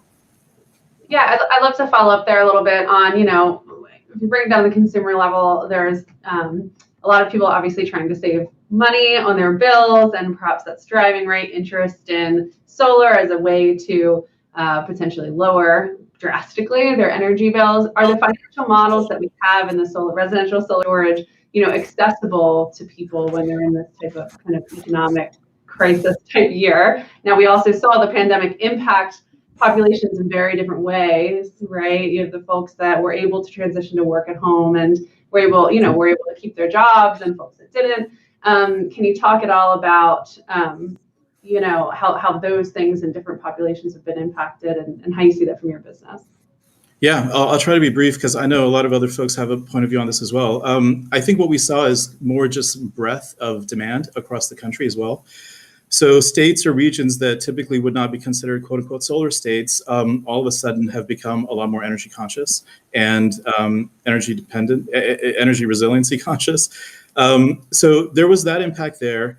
All in all, I mean, at the level of the homeowner, it became something, as I said, that an affordability factor that used to be perhaps one of the key factors in the adoption of solar now went from just affordability to what is it that I'm consuming, right? So what's the level, where is it coming from? Where is this energy sourced from? How resilient is it? And so there was, your question's really interesting. As the economic facts kind of would favor people maybe moving more towards a commoditized, cheaper product, I think we actually saw the converse happen. I hadn't thought it through the way you're saying it, but at the same time, to the spirit of your question, is the industry doing a good job of making solar and energy storage accessible to people across all economic breadths? I think the answer, there's a lot to talk about there. I think the answer that a lot of people on this session would have is those who believe in structured finance products, basically bringing leases and loans to consumers as a way to afford distributed energy resources, would say yes. For the past decade and a half, we've been trying quite hard to do that. Have we made it successfully across the credit curve? The breadth of the credit curve? I would say no, we have not. Have we made it? Yep. Sorry. Mm-hmm. Yeah, no, I didn't mean to cut you off. I was agreeing. Yeah, no, that was great perspective. Did you have another thing to add on to the end? No, simply that there are just, I'd be remiss if I didn't, hats off and an ode to programs such as the SCHIP-ER program in California, which, has made it a point to bring energy storage to communities that need it and otherwise may not get it under, one might call normal commercial terms. Mm-hmm. Well, great. Thank you for going deeper there, right, and really helping me flesh that out. But Rory, I'd love to turn to you too, right? So from a little bit different perspective of where you guys sit in the market, how did things really change for your business in 2020? And is it accelerating, different areas of what you're working on or focusing on as I don't know if I could say come out of it. We continue on and we learn some lessons and we need to change to different patterns. Well, I think this year has definitely been, this last 12 months has been a challenge for us from the business, but from our lives as well. I mean, I'm here in Minnesota, happily sitting in my basement, nice and warm, looking out at a beautiful sunny day outside. And yes, we had our Arctic blast come through here, and my energy providers, Excel Energy and Centerpoint Energy, great job throughout the whole thing and have been. But some of that challenge has also been, they've been dedicated to doing that. And in this environment, it's the challenge on our business is I haven't had a business trip in almost 12 months. Mm-hmm. But what we're seeing still in the marketplace as we talk to all of these people, and we have all these online meetings, is there is a much greater interest than ever in DERMS. And DERMS, from the Empress perspective, is the grid-aware, grid-connected interaction of the grid operator and the grid to the grid edge devices and the distributed energy resources, whether through the prosumer directly or through aggregators, connecting on that all together. There's been a great growth of it. I mean, we talked about, or everyone else in this panel and beforehand has talked about, changing load patterns, changing load shapes, and that's a greater level of uncertainty. And the grid is a real-time operating system, so it needs to help understand where that is and operationally what's the best place for it to be over the next 24 hours. And I think that's created a great deal of interest in what we're doing and what we're doing out there. And because in society, there's more of a realization, and I don't say it's a change because I just think it's a realization, because the change has been over the last 100 years, that electricity and the delivery and availability of electricity is probably the most critical resource that we have to society. And it's great to be a part of that and great to help the decarbonization, decentralization, digitalization, but the improvement of that delivery across the board. And how we're able to work with our partners, work with our utility partners, our technology partners, our aggregator and DER partners, in order to bridge that gap and make it more available and make it more flexible and successful into the space. So yeah, it's driven more change, even though it's been a strange way to go about it. Yeah, that's suffice to say, strange. Yes. I wanted to follow up on one thing you said in your introductory comments. You mentioned about how your DERMS platform really sits on your larger IoT solutions platform. And a lot of the folks that attend Parks events really come from the IoT side more than the energy side, and are trying to understand how these worlds intersect, right? So can you speak at all to how those platforms kind of work together or build on each other at all? Absolutely. I think the first place is that most DERs are smaller devices in high numbers that are connected to share data and control through the cloud. And that's really, it's a lot of things. They're more industrial machine to machine talking, but it's a huge number of devices, and being able to do the analytics on the larger scale, do it from a architectural platform. We have a very cloud native microservices platform that we built all of this on, based on the experience that we've had from doing some of the largest IoT solutions in the world over the last 15 years. Has really built that out to allow us to connect the grid models, the grid operators' view of the world, with all of these grid edge devices in an agnostic way, whether, whichever manufacturer, aggregator, implementer technology you have, and bringing them all together to how to co-optimize them and make the most of them in an operational real world scenario. Okay. Great, thank you for clarifying that. Yep. So beyond the impacts of 2020 generally, we have talked, a lot about grid resilience, about blackouts last week, right? About beyond last week, you've got the fires in California and Colorado and Oregon, the hurricanes that hit the Gulf Coast multiple times in the same spot. We've heard a lot in the past week about renewables role to play in the outage that happened in Texas. But really, I think we also look very strongly to DER as a way to add stability to the grid. And I'd like to have you all talk us through really what that role is for microgrids and other distributed energy resources in actually adding stability to the grid. So Peter, if we could go to you first. Well, thank you. And I'd like to think of that in two ways. When you think about reliability, it's really the customer, the reliability of service to the end user. And so microgrids are that's their real focus. And the increased interest in resilience started with Hurricane Sandy several years ago. That really made a huge difference. But now, like you say, the wildfires and then this Texas debacle has really highlighted the value of reliability to the customer. And the only way you get high reliability to the customer is to put the energy source near the customer. There are so many things that can go wrong in the transmission distribution system. It's a wonder it doesn't happen more often, really. So distributed energy resources and microgrids are the solution for reliability for the customer. Your question was phrased more about how can that help the larger grid. To me, that's a secondary issue, but I think there's no question that it can help the larger grid.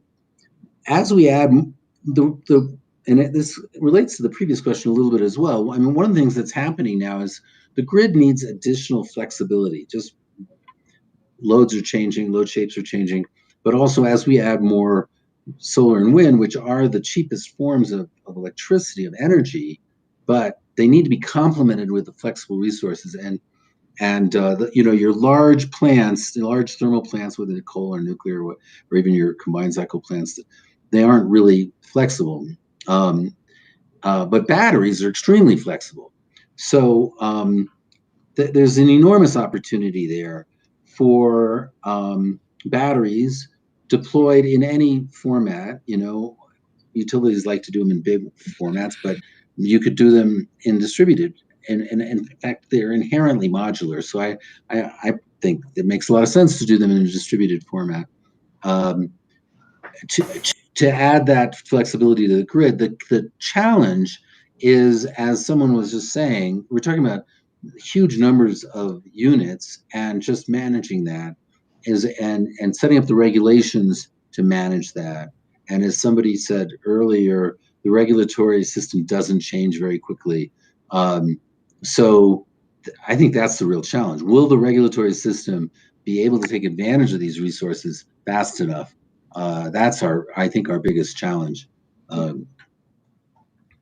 Yeah, that's great. Let me ask you a follow-up there actually so given that I know a lot of your work at Homer has been in these different locations, you mentioned the Australian outback. I know you've done a lot of work with mines, for instance, right, and industrial and commercial applications. When you think about microgrids in more of a residential context, do you think that like multi-dwelling units, college campuses, senior living facilities, might be particularly good places to focus for, adding microgrids, or is that not a great way to think about that? Well, college campuses are leaders. That's where, and there's several, at this point, there's many examples. I think UC San Diego was one of the first, Wesleyan, Princeton, actually it goes on and on. I can't even list them all now. College campuses are great because they're relatively large and a single user, a single, customer. The challenge with multifamily dwellings, I think is enormous. I think is an enormously important sector. In fact, I wrote a master's thesis on this, like in 1982. Split incentives. If you've got renters, they're not going to put in capital investments, but the owner's not paying the energy bill. That's a huge problem, a difficult problem. And a condo is a little different because they are owners, and then things like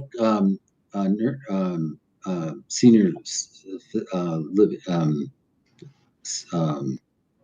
housing, where maybe that is a single owner really helps. Who are you working with? Who are you negotiating with? So I think there's enormous potential there. They're all kind of different. Larger is easier a lot of times.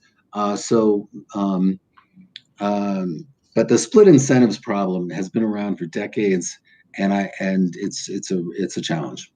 Yeah, interesting.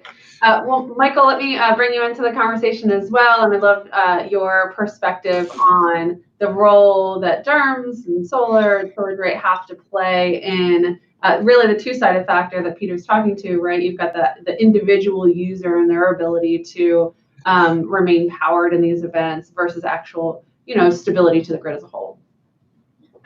Sure. So I think we see it starting in the home. Obviously, we serve the residential market. So for us, when we think about the energy and we think about how we deploy DERMS, we're thinking about the home.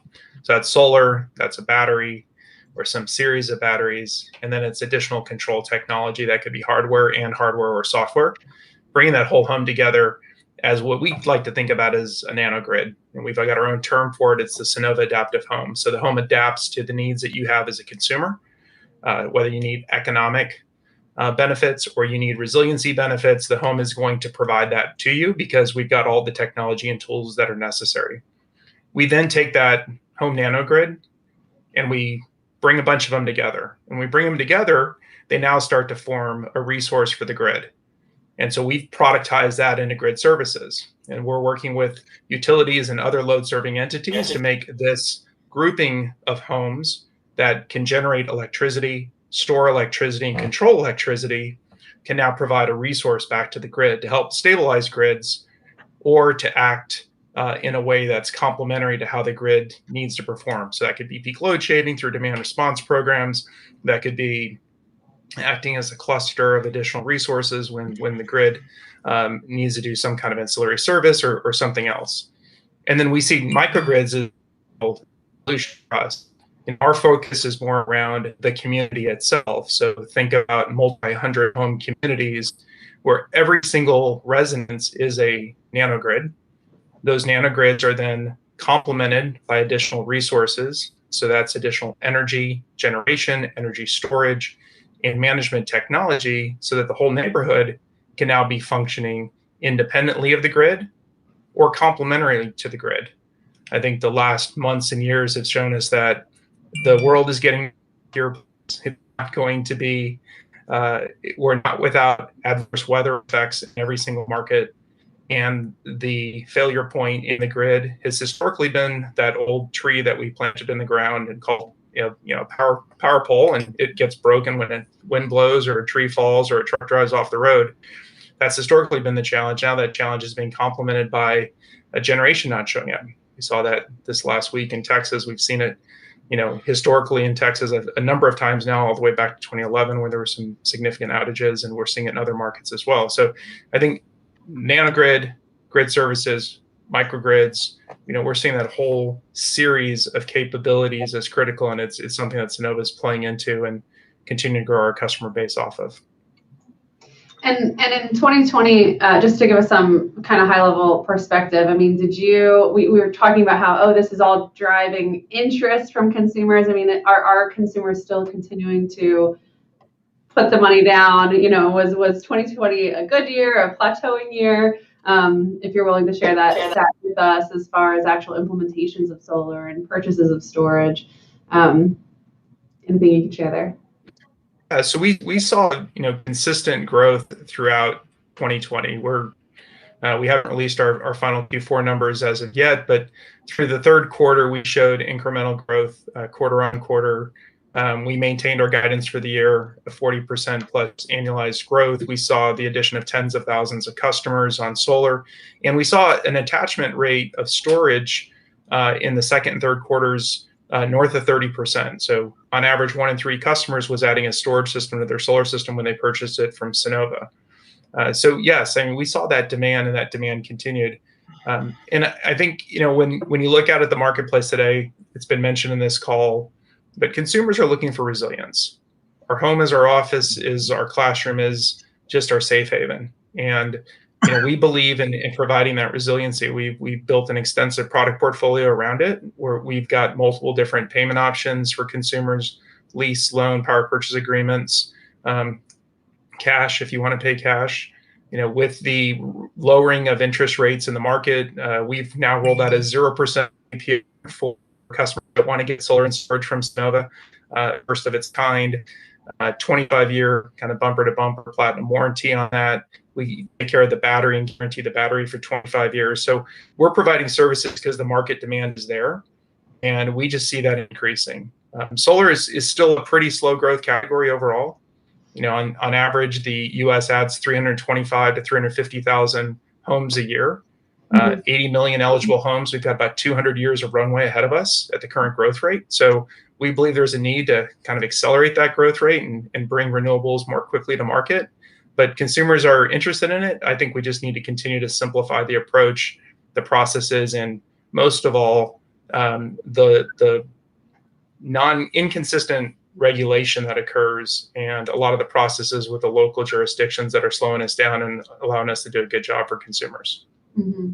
It's so interesting from a research company's perspective, which verticals, which industries have accelerated or having major struggles coming out of 2020 and have done quite well. And to your point, energy, it's the basics at home, and it's something that needs to be relied upon in addition to internet communications, computing, the ability to work and to do what you need to do at home. So that's great. Well, let me turn to Christopher. I'd love to hear about, from the community solar perspective, you've got this alternative way for consumers to get into solar. Tell us about the state of community solar right now coming out of 2020 and the outlook for 2021. Yeah, definitely. So we've seen incredible growth in the community solar sector. I think the highlight that you've heard even from Solomon and Michael is that you have a lot of ineligible households out there that, for traditional residential PV. And so, when community solar really opened the door to the other 2/3 of households that are in that ineligible category to finally receive the benefits of going green, but also, receiving a savings product. Recognizing that the credit curve is the challenge on the residential solar side, the way we've approached the market is we have, once again, a 0.5 gigawatt of capacity where all the subscribers on those projects, they don't have a credit check.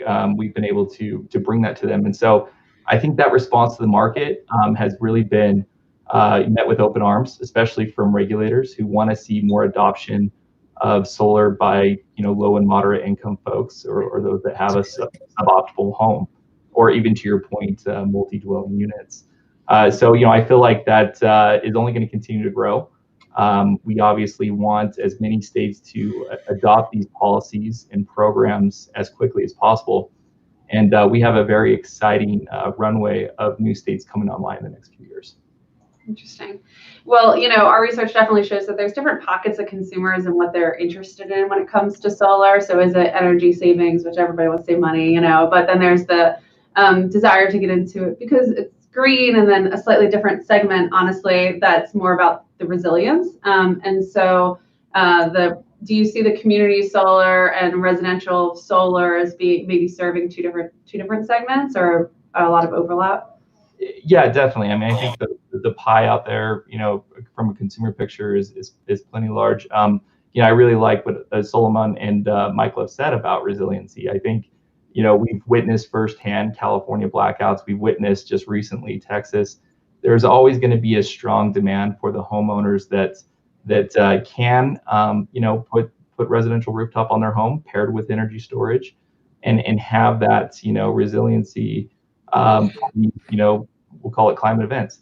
But I think where the community solar definitely helps fill the gap is that other group of customers that, these are hard economic times for folks, people that have been, laid off for one reason or another, and they need to cash flow, quickly, and they got to cash flow now. And so, our process is a way that a consumer can, from their home, where they're safe, away from, any risk of the pandemic, sign up, subscribe to a community solar project and receive an indexed 10% savings for as long as they'd like. And if they move, that flexibility is still there, that they can drop off that project, no problem. So once again, it's a different class of customer, in my opinion, and it's something that I think that the U.S. Consumer really needs right now. Mm-hmm. Absolutely. Let me just bring in Suleiman for just your thoughts on versus residential solar as well. Do you see them as serving distinct segments or somewhat overlapping segments from your perspective? Sure. So first of all, I would say I think community solar was one of the most important innovations ever. It is a phenomenal thing to have brought to the marketplace, and we at Swell, and I think when you think about grid services, Michael did a great job articulating kind of, the distributed power plant, virtual power plant model. Well, we are really looking at community solar as a case study.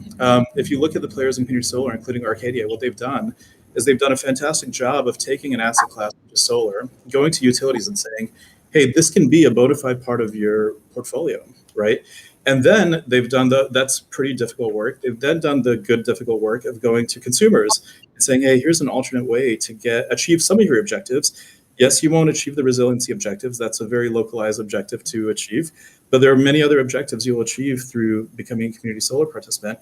And if you think about the next asset class to do that, we think it's energy storage, right? And so, first of all, I think it's been invaluable to the industry. I think it will continue to be it'll keep becoming a dominant asset class, a way to procure energy for retail customers. And deregulated markets are a fantastic place to do this in, right? And regulated markets as well. It's equally effective for IOUs, POUs, REPs, right?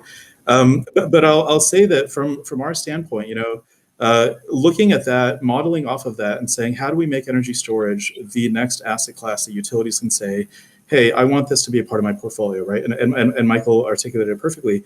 The question then becomes, how do you productize that, right? So can you take a capacity payment from a utility, and as we've done for the past 15 years, we've essentially productized renewable energy in the form of PPAs, leases, loads, et cetera.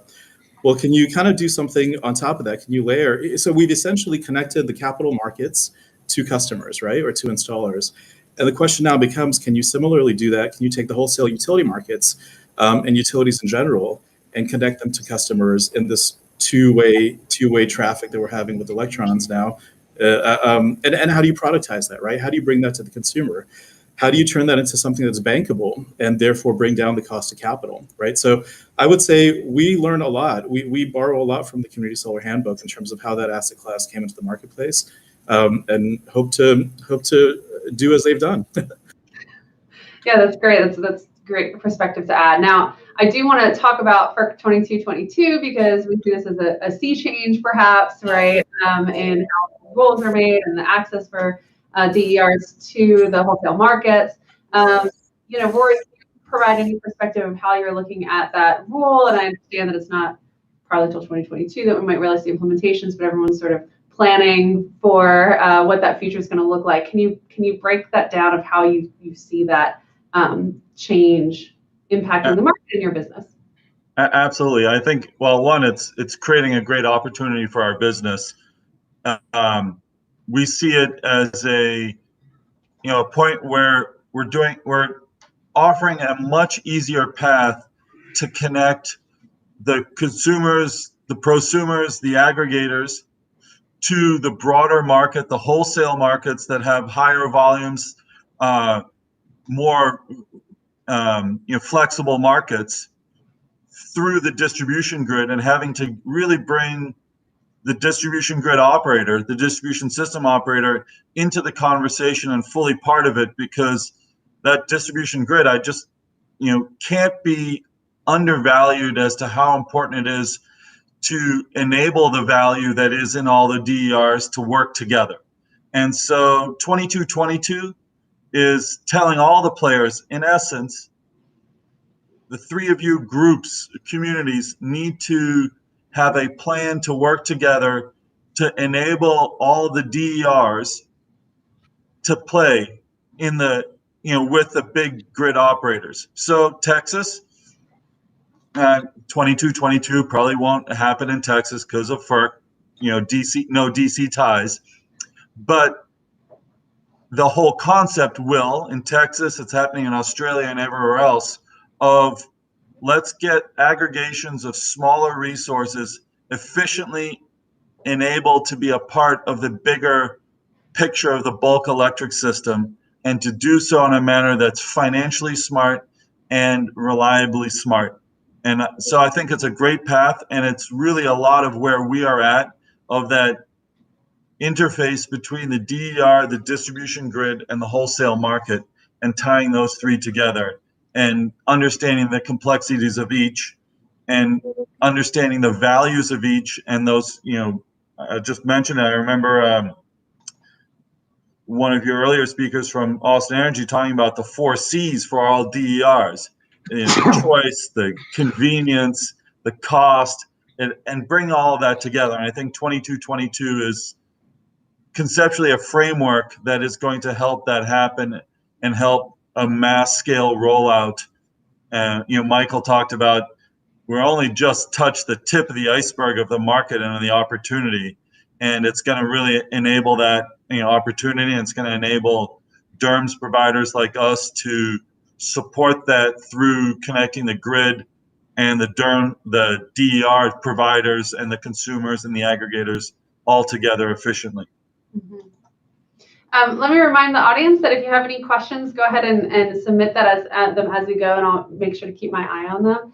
Peter, I'd love to get your perspective on the ruling as well, from the microgrid perspective, and how how you think that the rule changes business, or really the challenges perhaps ahead. Anytime we see regulations that may lead to massive scaling of any particular markets, there's usually major challenges that need to be overcome to make things work. So what are you seeing from your perspective? Well, I'll be really interested to see how it rolls out at the state utility commission level. But taking a broader view, solar and storage are inherently modular. I mean, I think there's just an enormous potential for distributed applications or implementations or installations. The sun shines everywhere, so I know utilities are more comfortable with a small number of large projects because that's what they're used to, and in a lot of ways, that is easier. But the technology of photovoltaics is inherently modular and distributed. It's inherently modular. And likewise with batteries, and the solar resource is not concentrated in any particular place. It shines everywhere. So I've the whole concept behind Homer has been about large numbers of small projects, distributed projects. And I think some of the other speakers brought up the challenges associated with that are mostly on the software and communication side, which that technology has improved by leaps and bounds, and is only really just beginning to get adopted. And some of the other speakers are at the forefront, and so are we at the forefront of that. So there's an enormous opportunity, but the challenge will be on this communication and control, and it's a software problem in a lot of ways, and a regulatory problem. So let me switch gears a little bit to thinking about DERs in the larger context of the connected home, right? So beyond solar and storage, you've got, of course, smart thermostats, you've got smart appliances, you've got HVAC, you've got all sorts of other devices in the home that are kind of coming online to this connected world. What are the opportunities that you see for for solar, for storage, to have better integration across the smart home, and to see some really interesting applications for the consumer at home? I'd love to go back to Sullivan on that. Sure, absolutely. And I would say for between 2008 and 2015, if you had asked me that question, I would have had a particular response. And over the last 5 years, the response has really changed. So I think when people think of smart home now, right, and when you look at the connections between solar and smart home, it's a pretty disjointed set of products or features or services that in and of themselves do great things, right? Solar generates and a smart appliance can do what it does. Smart plugs do what they do well. And obviously thermostat and behavioral DR and auto DR applications are fantastic. But as we've kind of, started thinking about that as well, and we've been forced to, because a lot of people that are coming to us to speak about energy storage, which inherently has a utility-facing application, say, well, there are these other utility-facing applications, such as thermostats, and there's behavioral DR, and fantastic companies doing phenomenal things there. But the truth is that in most places you can only have one DRP, one demand response provider facing a utility, right? Not necessarily entirely the case. But when you think about the home now, you absolutely have to think about it holistically. If you're thinking about it, and we've been speaking about FERC 2222 and 841, really thinking about this as a two-way transactive resource at this point. If you're going to look at the home as something that can contribute to the grid, what we've come up with is essentially a system that's a waterfall of decisioning, right? Do you have solar and storage? If yes, then do this. Is the state of charge in your battery 45% to 65%? If yes, do that. And it takes you through essentially the DER-based thinking, and then the smart appliance-based thinking, right? And then you bucket your smart appliances into a couple of categories. You say, there are your washer and dryer and your dishwasher, your pool heater, if you will. There's EV, which is its own distinct demand, if you will. And then there's your TV and your refrigerator, right? And so what we've done is essentially created a spectrum of appliances, but then suggested that you really have to focus on the DER situation as well. And a base decisioning waterfall on what to do when. Sorry, there's a bunch of background noise, I apologize. So that's essentially the way we've looked at, we've started looking at whole home, that the entire home is a resource on the grid over the past couple of years. Yeah, and we could hear you clearly, so no problem with background noise there. Well, Christopher, I'd love to get your thoughts here too, because what's so interesting about what you're doing with community solar is that you're really stepping into the billing relationship. And that opens up some really interesting opportunities to provide home services in a whole bunch of different ways, or partner with different companies that provide home services to the home, like internet service providers, home security providers, who are also very keen and have their own strategies for a smart home and providing energy management benefits themselves. So can you talk at all about your perspective on the connected home from your point of view? Yeah, definitely. I think that's the beauty of what we've brought to the market, is this consolidated billing approach.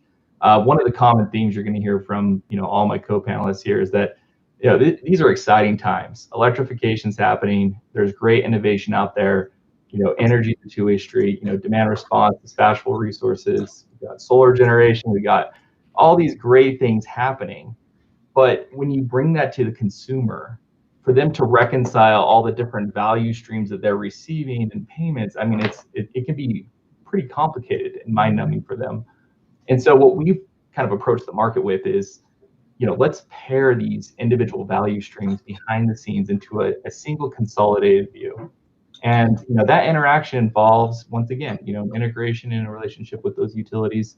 It requires an understanding of these individual devices and these individual value streams that they're receiving, so that the consumer can understand it in a very seamless way. So our approach to the market is that when they sign up to become an Arcadia member, we're going to provide products and services all behind the scenes that they can easily understand on their bill, that are driving that electrification, with that green energy benefits. And I think that's really the beauty, and that's where we've seen incredible growth. So, I think, to your point, there's a lot of great innovation out there behind the scenes. What we really try to get ahead of is, how do we simplify that and get on the front-facing experience with the consumer? Do you guys have any current existing partnerships with, let's say, internet service providers or others, where you either white label or would partner with? So for instance, if I'm Comcast and I say sign up for 100% green, renewable energy through Comcast Arcadia, right? Do you have any partnerships like that? Or are you considering any? Yeah, definitely we do. Unfortunately, I'm bound by confidentiality on a lot of those, but we do have a enterprise team where we work with folks to help bring their technology in house. And I think it's an exciting future of what we've seen. We've seen a lot of folks reach out to us for that support on owning that billing experience. We found that the single greatest touch point is the customer's bill. They pay that bill every month. They want to keep the lights on. It's a very simple thing for them, and it's also a very that's how I think you get really comfortable with a lot of the credit. So what we've seen is market participants say, wow, when people pay their bill every month for electricity, I want to see how Arcadia can help me aggregate my services, my products, etc., under kind of a white labeling concept like you mentioned. So to all listening, once again, happy to make that introduction with their enterprise team. They do a fantastic job. Great. We had a question come in specifically for Michael. So Michael, can you comment on the evolution of the PPA towards a NEM3 and EM3 world, but then also encompassing the EV as a source? Yeah, so I wish I could talk about NEM3. I don't think any of us knows just yet what's going to happen in California. It seems like there's a bit of work to still get taken by the entire solar community and all the regulators. I think EV as a source is interesting. We all have to contemplate it in the customer's energy stack. The way that I think we see it, and probably others do too, is that it's a very large battery that's going to be sitting next to the home or in the home if it's in the garage. It isn't typically something that I think the average consumer wants to sacrifice to power their home, but I think that they're willing to maybe take a little bit off the top when it makes sense. So if it's no power or a little bit of power out of my car, maybe reducing mileage by some amount that I can control, I think that consumers are going to be looking for that capability in the future. The manufacturers definitely seem to be leaning to make it a two-way energy source. The utilities are starting to lean in to make it an available energy source. I think it's really just a matter of time before that is part of what we consider in the overall energy stack in the home. Great. Well, so we have time for just final last comments. So Michael, if you could follow up there and maybe give us a little bit of perspective on what's on the horizon for you. So what are you guys really focused on? Is it investments in AI and data and software? Is it really trying to understand what the new administration means for funding and how we expect that to really kind of open up some interesting dynamics in the energy market this year? Tell us what's on the horizon for you guys. Well, we're a super high growth company, so we've got a bit of all of the above is probably what we're focused on. But more so, we've talked a little bit today and the complexity of what's really happening underneath the hood in the customer's home. There is a lot of change in the technology that consumers are being faced with. There's a lot of change in the energy supply that's coming to their home and the lack of resiliency from centralized sources.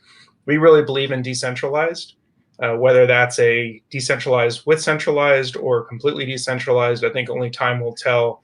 But at the end of the day, pushing generation closer to where it's consumed, making sure that that energy that we all depend on, every single one of us, day in and day out, every minute of the day is available without interruption, is something we're focused on. And then providing economic benefit when you consume that energy is something that we see as critical. So you'll see Sunnova continue to lead the way in driving consumers towards distributed energy solutions, continue to work on making those simpler and making those more robust for all of our customers. Okay, great. Well, I'd like to thank all of you on the panel very much for all of your very interesting insights. We really went all around the solar microgrid storage space today, so I really appreciate it. As a reminder to the audience, we are moving over to a networking room, and so our team should put that Zoom link in the chat. You can find it there. You can hop right over to the Zoom room. I'd also like to thank our sponsors and our supporters. And remind you that we do, because now we're virtual, we have the opportunity to not only see you in person in Austin, in person, which we love, and have this core event, which hopefully will happen next year, but we have the opportunity to have these discussions all year. So we do have a few more Smart Energy Summit community sessions that are happening throughout the year. So make sure you take a look at that agenda, and we'd love to have you back and listen to those discussions as well. Reach out to us if you're interested in any research. And otherwise, we will see you at the networking discussions. Thank you all very much.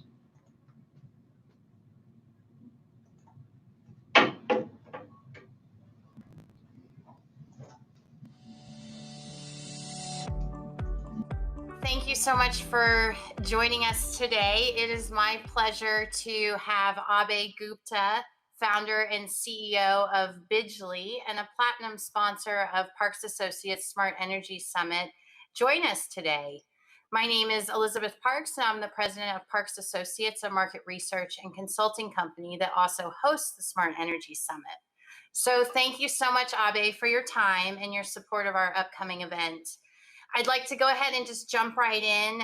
The research and market continues to emphasize the growing demand for clean energy solutions. And so interested in how Bidgely is playing into the net zero emissions goal. And maybe you can just give us a brief background of some of the latest things you all are working on. Great. Thank you, Elizabeth. We are, thanks for inviting us here. As you know, Bidgely is playing a premium role in bringing analytics in the energy industry and use of analytics in everyday decisions. And as we learn, net zero is becoming it's a big agenda for the new government, the whole climate program as well. So we are making a difference in the industry by helping people make and utilities make very important decisions which are data driven. We are extracting information to help quantify people what is the benefit of when they buy an EV, who is buying an EV, when are they charging, how does their charging affect on the peak usage, how does it affect on the climate, the effect of carbon scores, etc. When should people charge their cars? People who have solar, what options do they have in terms of creating the maximum impact, positive impact on the environment? Ultimately, we bring the personalization into the energy industry. The energy industry is something has something missing, which is, as a consumer, I get my energy bill, but I have no clue what and how is happening behind that bill.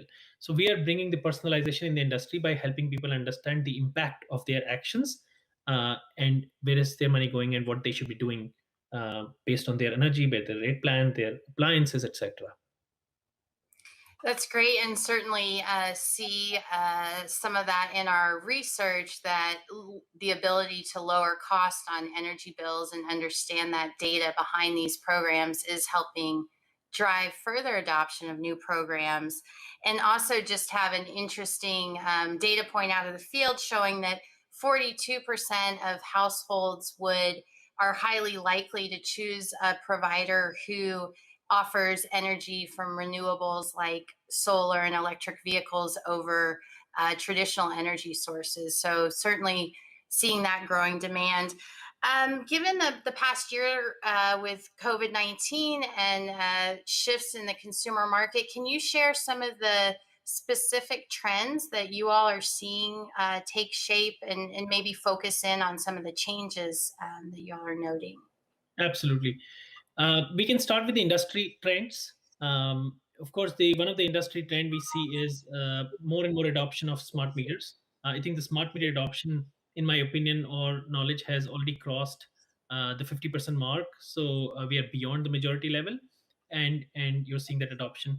Now, of course, with the smart meters comes a lot of data. So the second trend we are seeing is many utilities are hiring the new chief digital officer, chief data officers, who are figuring out what do I do with the data. So new IT department initiatives are being set up by large utilities to say how do we do the digital transformation, because now we have deployed the smart meters and we have the data. So applying artificial intelligence and having big data is something new to utilities, and we see a very big investment by utilities after the hardware is deployed into the software stack on both big data and analytics AI engines. The trends on the consumer side that we see are smart home trends. Of course, there's more and more adoption of the devices like smart thermostats from Ecobee and Google Nest, and smart devices like Alexa. I mean, now Alexa is embedded in many different devices. So smart home adoption, although it's skewed in certain type of appliances like thermostats and speakers, much more than traditional appliances, but that adoption is increasing. And the other trend, of course, we see is EVs, which is everybody understands and knows. The adoption of electric vehicle is just at some point, I think a few years back, it was like, if at this point, the question is how fast, right? So with comes EVs, comes the trends like the stress on the grid. So almost every single utility in the country is looking at saying, as the penetration of EV increases, what is my plan to manage my grid? Because you have to manage when people charge their electric vehicle. So on one side, there is positive electrification, more revenue, more kWh. But the second side, there is a challenge of managing when to charge the cars, because it can create the stress on the grid because of the demand charges. So those are the trends that we see in the industry for now. You know, it's amazing how quickly this time can go by, but I want to thank you for your insights. Thank you for your participation at Smart Energy Summit. I certainly look forward to talking with you again, and thanks for joining us today. Thank you, Elizabeth. Pleasure to be here.